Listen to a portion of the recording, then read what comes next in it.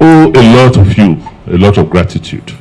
I still have to go around and say thank you. If I tell you that what has happened in the last few weeks have not been a shock to me, I will be lying. Because I never expected that we will find ourselves in this sort of situation again. Let me fast forward and say, you remember the unfortunate incident that led many of you here to live with me from our other party. When we had that problem, I came to you and you told me this is the way to go. And wherever you go, we go with you. We, as one family fighting injustice, agreed to go to PDP. And many of the leaders we met in PDP opened their arms to receive us. Came together and said Obaseki must return. In that process, you remember, we came to join a new party, a new platform. Even when we were in that situation, I said, you have to carry me and my deputy. There is no negotiation on that. If you want, if I have to serve as governor, then it must be me and my. The rest is history. But you have heard my deputy say many times that he escorted me to PDP. And you know that we have had challenges in terms of integrating into the PDP platform, like you will have in any marriage. But since we started, because of my background, I said, look, you have to learn to give people responsibility. Because what is important is when we build institutions, not build individuals. Because individuals will come and go, the institutions will remain. That is why in anything I'm doing, I call the deputy, call SAD, say, this is what I am doing just in case of tomorrow. When I'm not able to do something, I say, please go and do this. When I'm going on vacation, I take power, I say, I hand over power to you. First time, he called me when I was on vacation. What do I do, sir? Well, I said, you are in charge. Make your mistakes. When I come, I will correct it. Because I'm an individual. God forbid, if I didn't come back from that journey, will they not continue? Will he not? The power is not my own. God put me there. So, the way we operated was as a trio. That is to say, government must continue. We must know, everybody must know what we are doing. Everybody must know what each person is doing. And you can only do that if there's absolute trust that the person will not go back and do something else. That is how we ran Edo through all the crises we have had in the last 7 years. But you cannot continue to live in crisis. You must, at some point, look for peace. Let me go to the other side, the other part of our politics. Even when we joined, you know, it was difficult. But we tried. But remember the elections of 2020 that brought us in and how we fared. Okay, it was difficult for us in Edo North and in Esako. After that election, I felt this is the time to strengthen the party, correct our mistakes, so that we can build a solid platform in Edo North. And in everything I did, I said, look, Edo North Deputy, help me manage it. Appointments, please talk to the leaders. Let me know what they have said. Contracts, call people from the place and give to them. A party, ruling party in the state, with local governments, look at the way we fared in the last election. Such that today, PDP does not have one member of the House of Assembly from Isako. Is that good? No. Is that good? No. Has it happened before? No. Where, by background, if they give you a responsibility and you fail in that responsibility, what happens? We change you. But we did not. We said, what's going wrong? How do we correct it? Then the local government elections came. Same thing. Some of you are here, right? How many times did I have meetings? Call all the aspirants, chairmanship aspirants, try to get settlement. Say, Deputy, go and help us settle this. Everywhere we went, trouble. Crisis. How can you run a party like that? But yet, I said nothing. Let us be managing. It came to a head with the chairmanship of Akoko Edo. And we first had a problem with Onwa East. We then had a problem with Akoko Edo, where the people from Akoko Edo said, this is the person we want for chairmanship. Deputy said, this is the person that we give you. I said, how can? Give the people what they want. I call around, who is the person who can help us put this local government together and run this local government? They say it is this person. I said to him, I called party chairman. When party chairman asked me, I said, give the people what they want. That is democracy. I did that. He had already, and before now, the constitution makes me the governor of Edo State. And I know the powers of the governor. The constitution does not provide for a co-governor. Does it? No. Provides for a deputy governor who does what carries out the responsibility the governor gives to him. Does not give him the power of the governor. He left, he went to Abuja even without telling me. The next day I saw on television at the inauguration of the National Assembly, they saw videos flying all over the place. Before we knew what, videos were flying all over the place. He was going around. He had been boasting that he was going to leave the party. And before now, I will come back to this. Before now, he had been going around saying he's consulting. Because after the National Assembly elections, we met. We had a small meeting. And I said, look, I know the next major election will be the gubernatorial election. How to choose the person who will succeed me. But it is too early. The things we do now, how we finish well, will determine how strong we are to sell the person who will take over. But more importantly, we must solidify our party, because PDP must, by the grace of God, produce the next governor.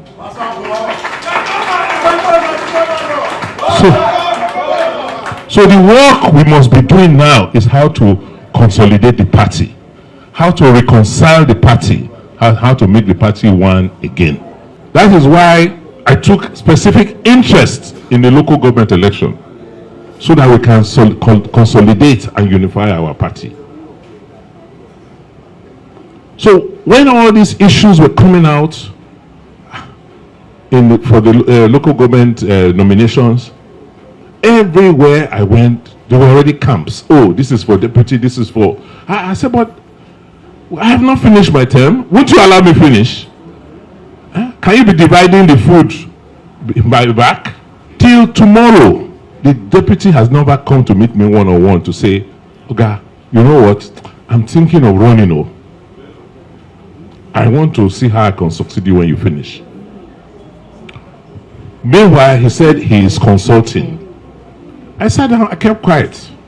So, well, if you think I am somebody you come and tell me, impose your idea on when you are finished consulting, I will be watching.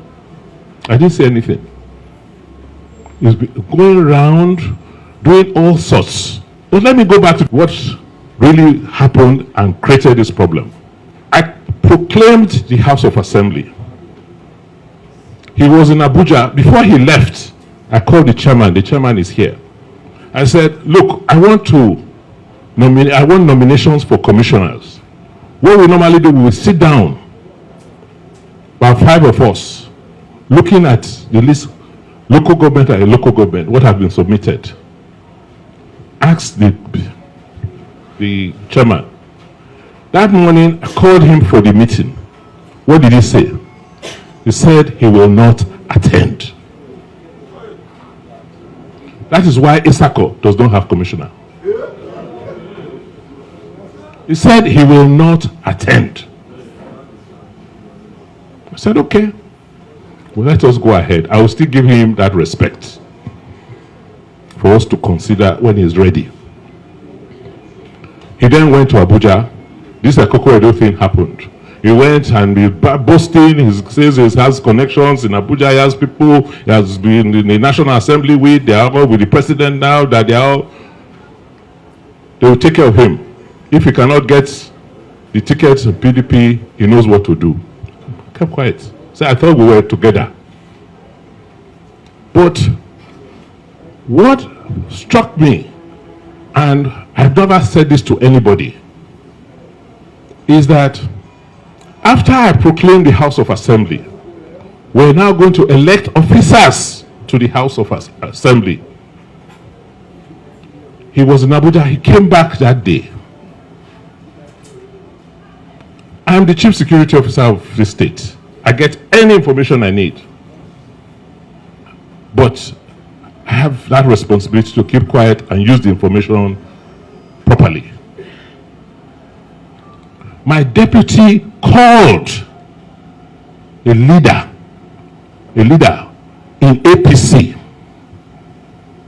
telling that leader that during the elections the next day of the leadership, the particular speaker of the House of Assembly, that he has 5 members who are loyal to him, and that he would like the 7 members of APC to work with the 5 members of PDP to produce a speaker. This information will still be corroborated by somebody else. At that point, I called the PDP members to my house just to familiarize with them. And as usual, he tried to barge in. I said, well, you cannot just come to my house. It's my private house. It's not even government house. You have to have the courtesy. But now, it is my prerogative whether I want you to come in or not. After I heard what he had done, I said, you can't come into our meeting. We met, agreed. The next day, we went to the House of Assembly. He went there, and we did what we did. As far as I'm concerned, that was not working in our common interest. Why would the deputy governor seek to have another candidate, another speakership candidate, outside of what the governor wants? Are we working together? No. That is where I now knew that we had a problem. To say the deputy governor had become so desperate to take over that he would do anything, including carrying out a coup against his governor. How can you say you are loyal and you don't do that sort of a thing? The rest, you observed. He was going around, he would go to places, just as if we are not the same government again. When you ask him about something, oh, he will agree, the next day we'll be doing something else. His Excellency Michael Gedome called for a meeting. He called Senator Ali Bekena for that meeting in his house. I went for the meeting. Deputy said, oh no, sorry, he was just consulting. Denied, oh, nothing will happen again. He will just keep quiet until it is time. I said, the timetable for the election is not even out. Why not wait? There's a lot of work for us to do. Let us not be distracted. But for him, no. He continued. I didn't say a word. And I haven't said a word to him. The next thing I knew, he went to court. He said he's going on holiday. I approved as usual for him to go on his annual holidays. And he traveled.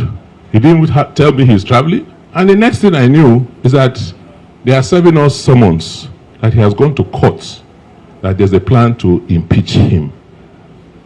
Say, impeach you? What have you done? There's not, if you want to run for the office of governor, there's nothing wrong. I mean, it's your constitutional right to run for the office if you want to.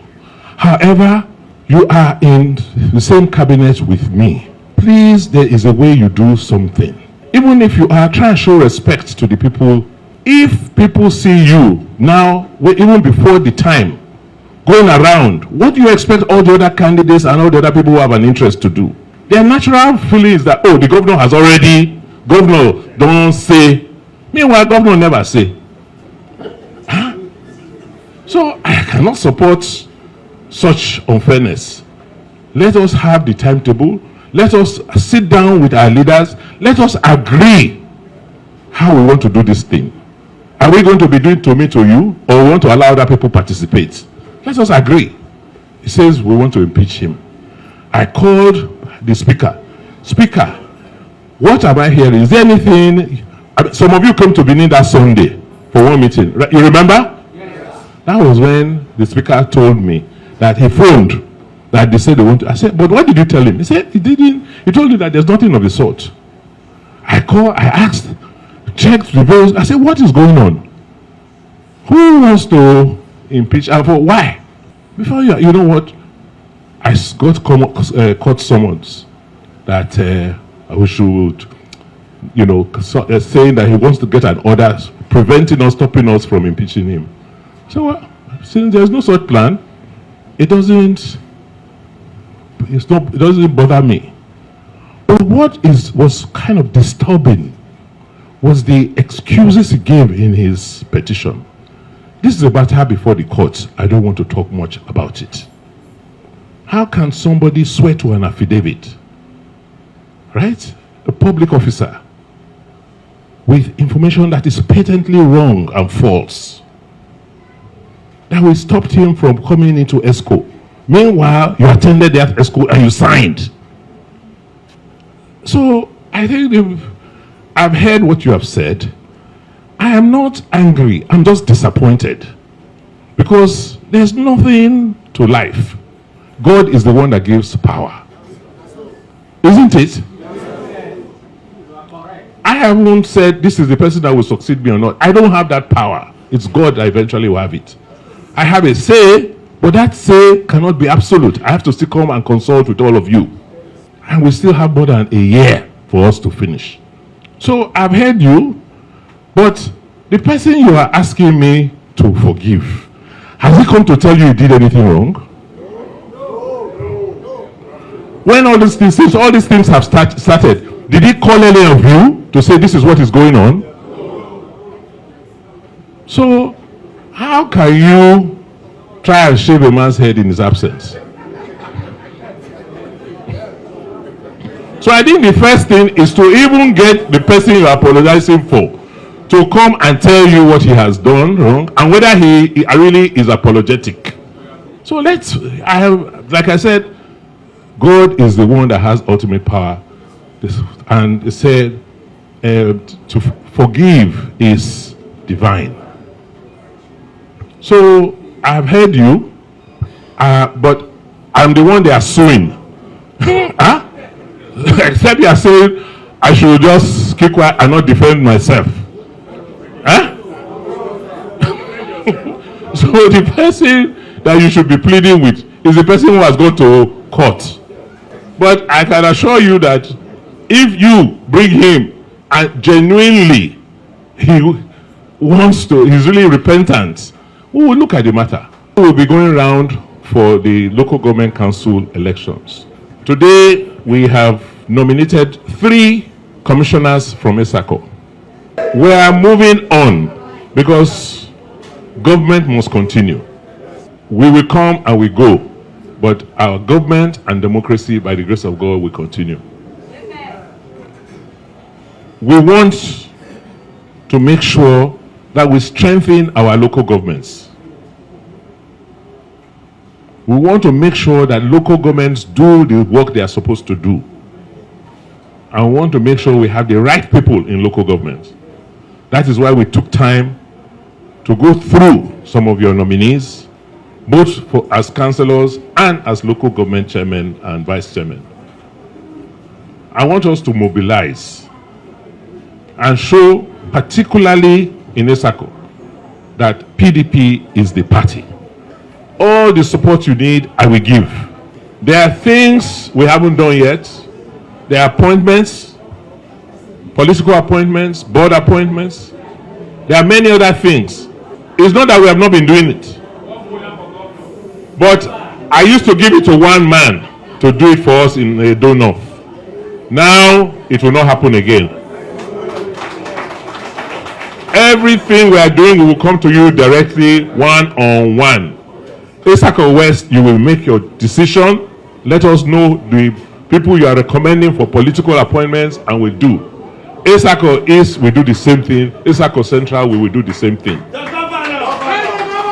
And we do it by making sure that we consult widely, so that whoever we bring out is somebody or people who are representing your views, and we make sure that they bring the message from Benin back home so that we can develop this place.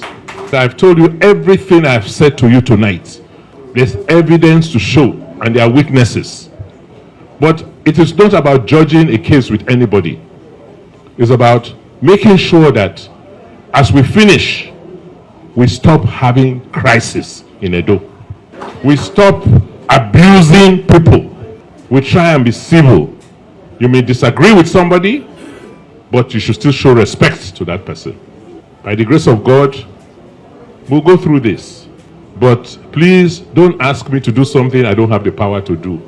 I want to thank you and assure you that this is a new beginning. I will make sure that periodically we have this kind of meetings, even if it's not as large, but at least on a local government basis.